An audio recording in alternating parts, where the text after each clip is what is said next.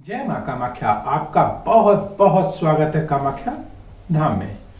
मार्च माह मकर राशि सन 2022 कैसा रहेगा आइए जानते हैं, लेकिन एक नजर डालते हैं पहले मुख्य त्योहारों पर। 1 तारीख को महाशिवरात्रि है, 2 तारीख को अमावस्या है, 10 तारीख को होलाष्टक प्रारंभ हो रहे हैं और 14 तारीख को अमल की एकादशी है और 17 तारीख को होलिका दहन है, 18 तारीख को होली का पर्व है और 25 तारीख को शीतला माता जी का व्रत है और 28 तारीख को पाप मोचनी एकादशी है। और अब हम बात अगर करेंगे कि उन ग्रहों की, तो जानते हैं मंगल, शनि, बुध, शुक्र यह लग्न में विराजित है, केतुदेव एकादश भाव पर विराजित है, राहुदेव पंचम भाव पर विराजित है और सूर्य बृहस्पति वह द्वितीय भाव पर विराजित है। और यहां से बुध देव 6 तारीख को कुंभ राशि में और फिर वहां से 24 तारीख को यह मीन राशि में अर्थात तृतीय भाव पर नीच के हो जाएंगे और सूर्य देव वहीं पर मीन राशि में प्रवेश करेंगे 14 तारीख को, अर्थात 14 तारीख के बाद सूर्य देव तृतीय भाव पर पराक्रम के भाव पर आएंगे और भाग्य स्थान को देखेंगे तो भाग्य में वृद्धि अवश्य करेंगे, पराक्रम में वृद्धि देंगे, आपको मान सम्मान प्रतिष्ठा देंगे, हर तरफ से सर्वांगीण आपका विकास करेंगे। अगर आपका कोई कार्य अगर रुका हुआ है तो निश्चित वह इस माह सफल होने जा रहा है, क्योंकि यह सफलता के कारक है, मान सम्मान प्रतिष्ठा के कारक है। और सरकारी कार्य जो अगर आपके अगर कहीं विघ्न बाधाएं अगर आ रही हैं तो उसको भी निकाल करके ले जाएंगे, अर्थात आपका कार्य बनता हुआ दिखाई दे रहा है। अब हम बात करते हैं, लग्नेश है शनिदेव, तो शनिदेव लग्न में ही विराजित है। यहां से सप्तम दृष्टि से यह जो है पारिवारिक जीवन को, पारिवारिक भाव को, पार्टनरशिप के घर को देख रहे हैं, तो निश्चित वहां पर अलगाव पैदा हो सकता है, कोई भ्रम पैदा हो सकता है पार्टनर के साथ, जिसके कारण से टकराव उत्पन्न हो सकता है।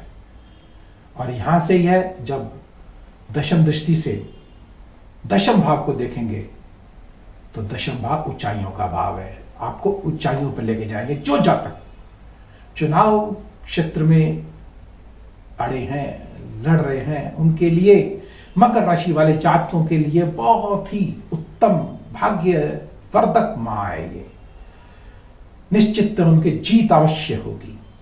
लेकिन ध्यान रखिएगा, यहां पर मैंने जीत आपको कह दिया है, लेकिन अपनी मूल कुंडलियों में भी आप अवश्य देख लें। और जो जातक शिक्षा जगत से जुड़े हैं या प्रतियोगिता जिन्होंने दी है वह भी अवश्य सफल होंगे। विज्ञान के क्षेत्र में भी जो जातक आगे बढ़ रहे हैं उनके लिए भी बहुत उत्तम माह है ये। व्यापारिक वर्गों के लिए निश्चित ध्यान रखिएगा कि बुध देव 24 तारीख को नीच के हो रहे हैं, तो वहां पर थोड़ी सी आप भूल चूक या गलती कर सकते हैं, तो थोड़ा सा 24 तारीख के बाद आपको सावधान अवश्य रहना चाहिए। हाँ, उससे पूर्व निश्चित आपको धन भरपूर मात्रा में मिलेगा, निश्चित मिलेगा।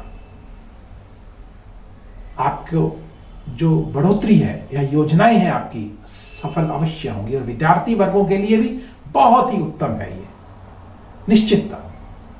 अब हम बात करते हैं शुक्रदेव की। शुक्रदेव लग्न में विराजित हैं और दशम भाव के और पंचम भाव के स्वामी होकर के बैठे हुए हैं लग्न में, तो निश्चित तक किसी स्त्री वर्ग के द्वारा आपका भाग्य उदय होने जा रहा है, वह कोई भी हो सकती है। और पंचमेश है तो आपकी विल पावर आपकी स्ट्रांग होगी, आपकी इच्छा शक्ति आपकी प्रबल होगी, शिक्षा जगत में आप बहुत ऊंचे अर्थात ऊंचाइयों को प्राप्त करने जा रहे हैं, नई नई योजनाएं आपकी सफल होने जा रही हैं। और अगर आपका कार्य सौंदर्य से संबंधित है या फिल्मी जगत से जुड़े हुए हैं या होटल लाइन से जुड़े हैं, रेस्टोरेंट से जुड़े हैं, तो निश्चित आप लाभ की तरफ बढ़ रहे हैं, आपको लाभ अवश्य होने जा रहा है। और विशेषतः ध्यान रखिएगा, जो महिला जातक हैं उनके लिए यह माह सर्वांगीण विकास का है, क्योंकि शुक्रदेव लग्न में बैठे हुए हैं, मंगल साथ में है, नई ऊर्जा के साथ, नए जोश के साथ आप आगे बढ़ेंगे। लेकिन ध्यान रखिएगा, जब मंगल देव लग्न में विराजित हैं तो थोड़ी सी दिमाग में जल्दबाजी जरूर देंगे, थोड़ा ठंडे दिमाग से कार्य को करिएगा, कहीं जल्दबाजी में कार्य बिगड़ जाया करते हैं। हम चाहकर भी ऐसा कई बार नहीं कर पाते हैं। निश्चितता मैं आपको एक उपाय दूंगा, उसको करने के बाद आप अपने इस माह को आप निश्चितता भाग्यवर्धक बनाएंगे और निष्कंटक आप आगे बढ़ेंगे। अगर हम बात करते हैं राहु देव की, जो कि सबसे खतरनाक ग्रह है, उसका कारण है, एक तो राहु देव हमको दिखाई नहीं देते और हम जान भी नहीं पाते कि ये हमारे साथ ये कोई भी घटना, किसी प्रकार की भी अप्रिय घटना अगर हमारे जीवन में घट रही है तो निश्चित वहां पर राहु का वास अवश्य होगा। वो किसी न किसी रूप में हमारे आसपास अवश्य होते हैं।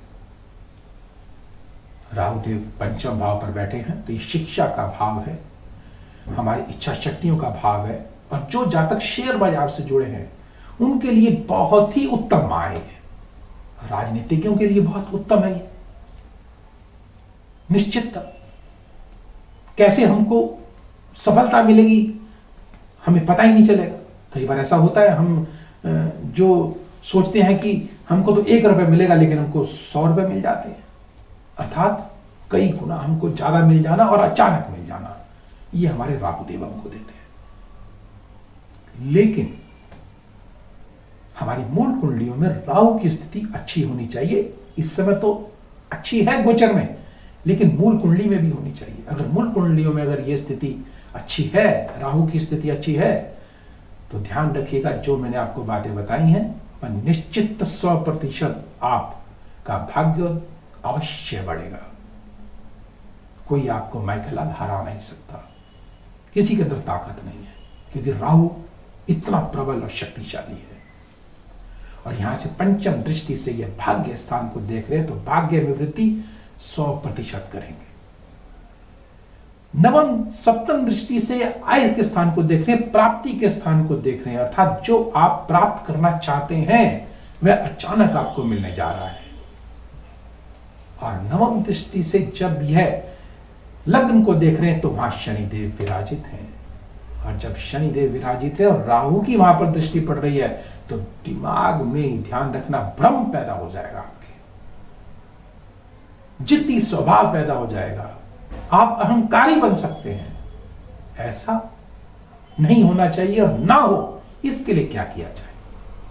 अवश्य मां कामाख्या का एक अचूक उपाय करेंगे, जिसके करने से इस ग्रह का आप लाभ अवश्य उठाएंगे और आप सफल भी होंगे। देखिए, जब मैं मकर लग्न की बात की या मकर राशि की बात की है, तो यह नहीं है कि जो नेता हैं, अभिनेता हैं, या जो शेयर बाजार से जुड़े हैं, ऐसा नहीं है, सबके लिए है। चाहे वो शिक्षा जगत से जुड़े हैं, चाहे वो किसी भी व्यवसाय से जुड़े हैं, अगर कोई आप प्रॉपर्टी खरीद रहे हैं तो वहां भी आपको लाभ मिलेगा, अचानक लाभ मिलेगा। लेकिन आपकी मूल कुंडलियों में इसकी स्थिति उच्चतम शुभ होनी चाहिए। किसी योग्य विद्वान को दिखाएं और इस माह को आप ऐसा चमत्कारिक, आश्चर्यजनक, मंगलकारी बना सकते हैं कि अब तक आपने अपने जीवन में कभी यह माह देखा नहीं होगा। ऐसा माह है ये आपके लिए। आइए अब उन तारीखों को नोट करते हैं जिन तारीखों को हमको कार्य नहीं करना। 6 तारीख, 7 तारीख, 15, 16, 24 और 25 तारीख, भूल कर भी इन तारीखों को कार्य नहीं करना। अगर करना भी पड़े तो एक छोटा सा उपाय है जिसको करके इस माह को मंगलमय बनाया जा सकता है। वह क्या है?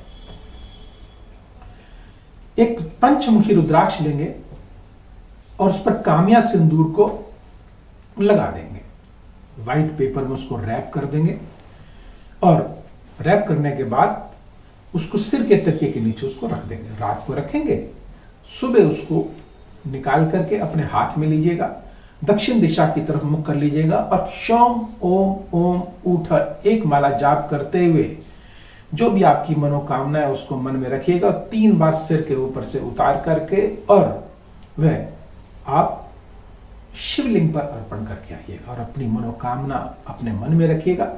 अवश्य मां कामाख्या आपकी मनोकामना अवश्य पूर्ण करेगी, क्योंकि मां कामिया सिंदूर रुद्राक्ष के ऊपर लगा हुआ होगा। आप इस कार्य को करें। और अगर कोई विशेष जानकारी लेना चाहते हैं, मां कामाख्या से जुड़ी कोई मंगलकारी कोई तांत्रिक उपाय जानना चाहते हैं या कोई समस्या है, तो व्यक्तिगत रूप से भी आप हमसे संपर्क कर सकते हैं, नंबर स्क्रीन पर चल रहे हैं। तो अब जाने से पूर्व एक छोटा सा निवेदन, लाइक करें, सब्सक्राइब करें और बेल बटन को अवश्य दबाएं, जिससे कि अगला वीडियो आपके पास सबसे पहले पहुंचे और आप लाभान्वित हो सकें। तो अब मुझे दीजिए आज्ञा। जय मां कामाख्या।